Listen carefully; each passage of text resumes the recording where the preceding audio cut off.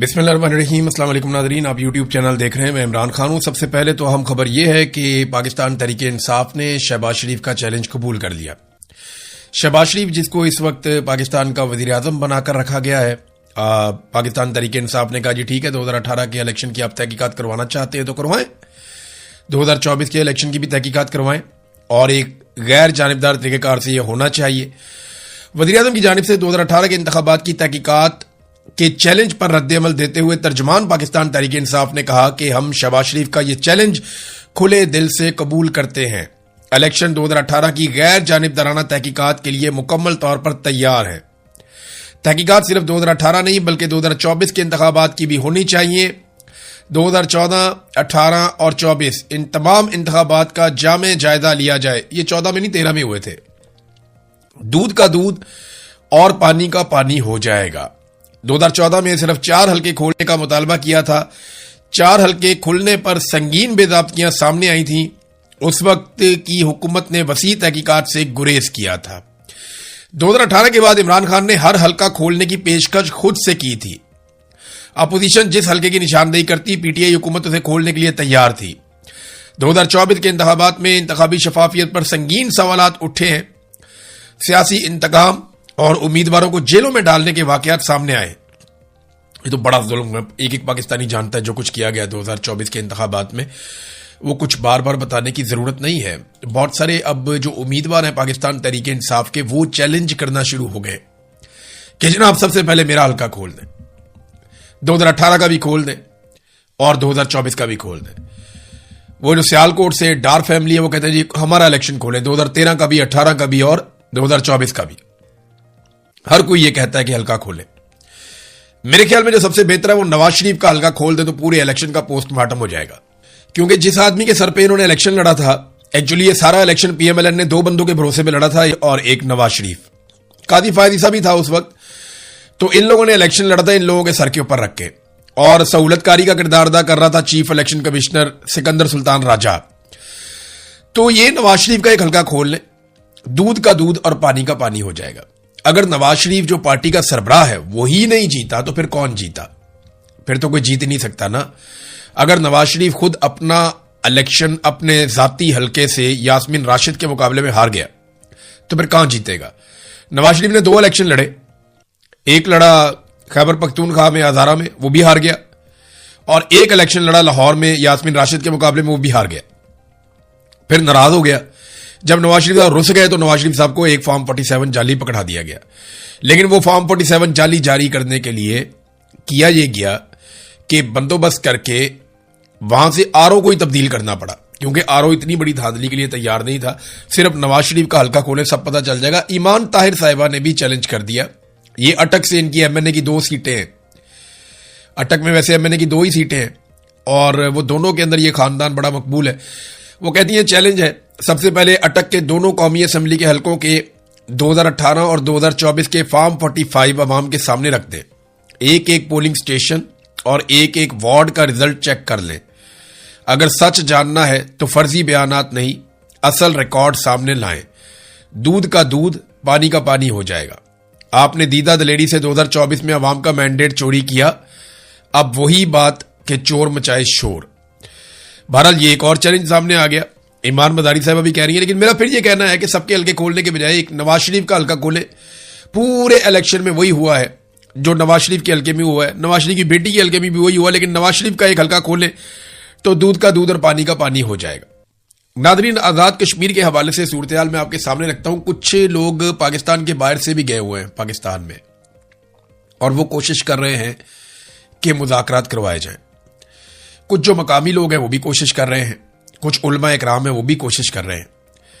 फजलुर रहमान भी इस मामले में आए हैं, अचकज़ई साहब ने स्टेटमेंट दिया, कुछ और लोग भी आए। अब जो लोग इस वक्त मुज़ाकरात कर रहे हैं या बातचीत कर रहे हैं दोनों जानिब, उनसे कुछ खबरें बाहर आई हैं। मैं एग्जैक्टली आपको इसलिए नहीं बताऊंगा कि फिर वो उनको टारगेट किया जाएगा, उनकी कोशिशें जो हैं उनको भी टारगेट किया जाएगा। लेकिन मैं आपको ये बता देता हूं कि जितने लोगों ने भी दोनों तरफ मुज़ाकरात किए, वो ये कह रहे हैं कि जो ज्वाइंट अवामी एक्शन कमेटी है वो काफी लचक दिखा रही है बहुत सारे मामलात में।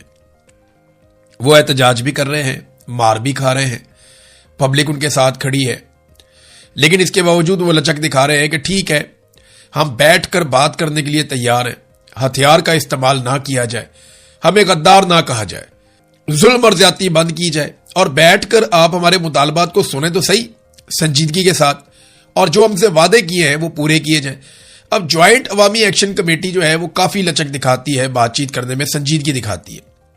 ایک پیشن گوئی کی ناظرین سہیل آفریدی نے، بڑی عجیب پیشن گوئی کی ہے، اب کچھ کہا نہیں جا سکتا، لیکن وہ یہ کہتے ہیں کہ میں پیشن گوئی کرتا ہوں کہ اگلا بجٹ شہباز حکومت پیش نہیں کرے گی، یعنی انہیں لگتا ہے کہ شہباز شریف کی حکومت اگلے سال نہیں ہوگی، وہ حکومت ختم ہو جائے گی۔